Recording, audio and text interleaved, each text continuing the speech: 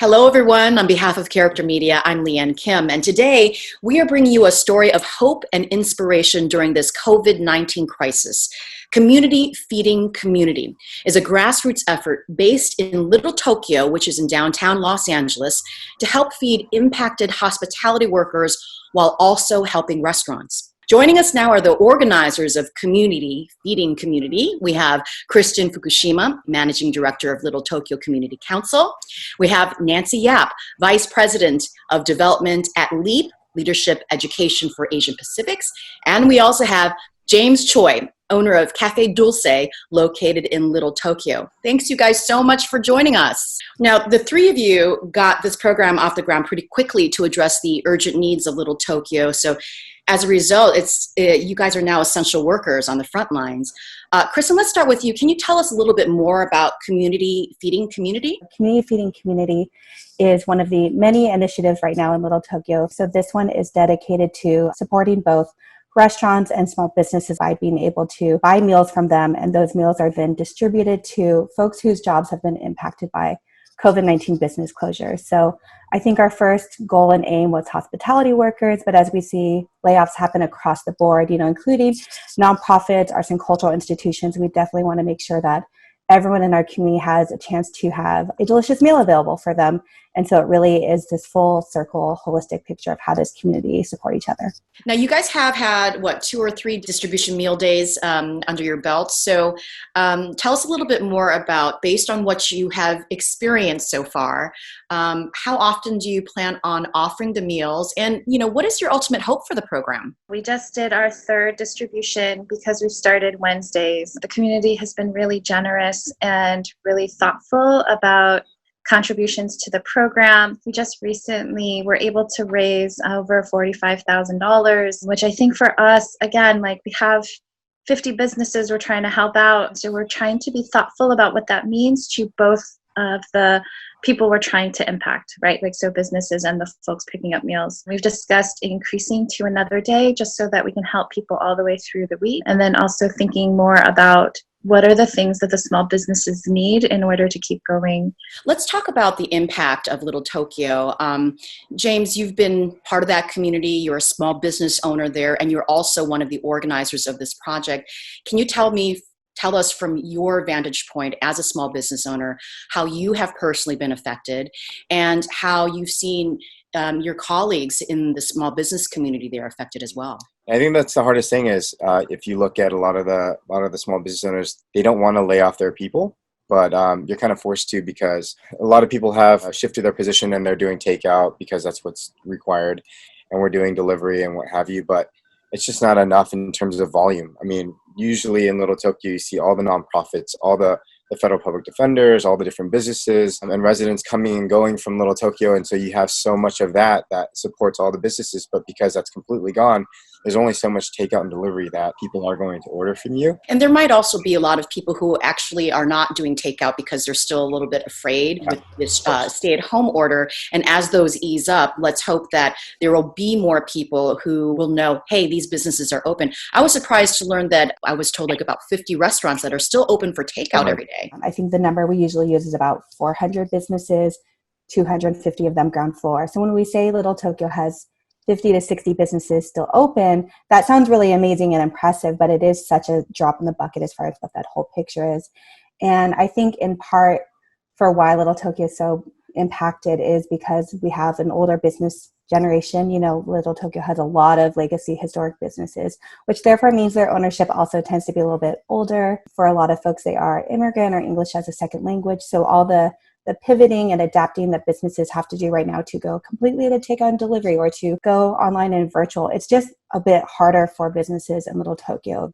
Can you tell us a little bit about how the actual distribution of the meals work and how do you ensure that everyone is safe during this time? We're actually distributing all the meals from Cafe Dulce in Little Tokyo. And so we order from the businesses and have them either deliver or we'll pick up. What we've decided as a team is that we want to set a tone that it's a respectful space, which includes keeping a safe distance and that folks only approach us one by one. And we are also providing in language support as well. So we have translations into Korean, Japanese, and Spanish for the service too. How do you decide decide on which restaurants, how many meals do you distribute per meal distribution, and how you decide what to get off of these menus?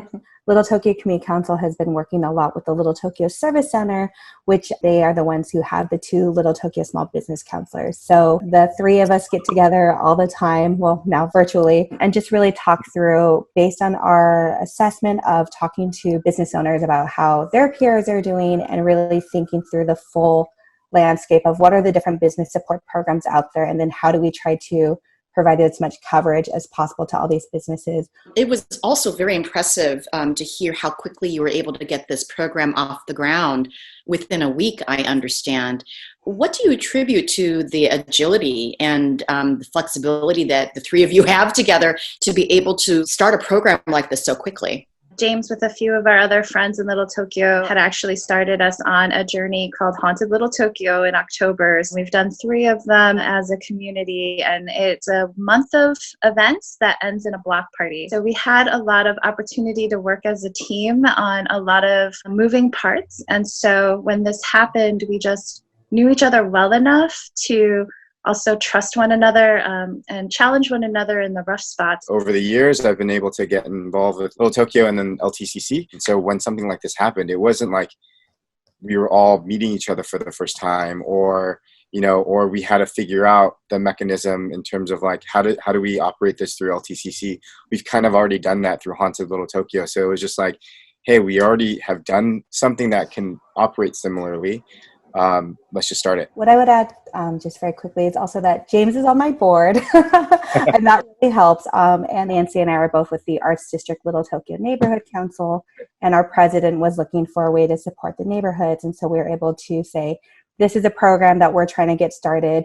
We know you have a little bit of budget that you can pour towards neighborhood efforts. And so it was that neighborhood council contribution, in addition to Nancy's brother and sister-in-law, that really helped us get off the ground and say, we at least have this much money to start this project, so we can just run with it and see what happens. The 3 of you really complement each other, right? Because you all bring different things to the table, which really work together very well, as you can see. Yes, definitely. I remember the first week of the shutdown, LTSC came to pick up a bunch of salads and sandwiches. And I was like, oh, thank you guys so much. And then they had actually said, oh, someone anonymously bought all of our staff lunches from Cafe Dulce. Oh, so nice. Yeah, and it wasn't it was a much larger order than we've been getting all week, but it wasn't like, 100 meals or 300 meals or something like that. But it was, I think, a couple dozen. And we were just so grateful because, 1, my staff was just happy to work and to get the meal out. And then 2, honestly, every bit helps right now. So it's really great in that. We've also noticed that the staff that are dropping off food, they've told their fellow employees that have reduced hours and stuff. And so we see team members from those restaurants coming to get a meal. And so that's right in the vein of this program. And we love being able to support them because even though they're not starving, it's a meal that helps them not have to pay for a meal that day. And we know in the long run, it'll definitely help. My staff has also come and gotten meals too. So it's good to see. Yeah, I'm sure that when you call in the order to a restaurant and say, hey, we want to order $500 to $700 worth of food, that must really make someone's day and their week for that matter, doesn't it?